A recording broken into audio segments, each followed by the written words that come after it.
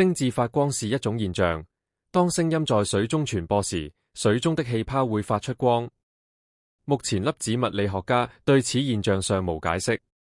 但伸延理論表明，是電子和正電子及其巨大的真空引力形成了水的表面張力。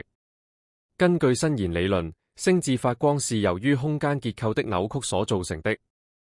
這種扭曲迫使正電子和電子交叉路徑並相互碰撞，從而發出高能量閃光。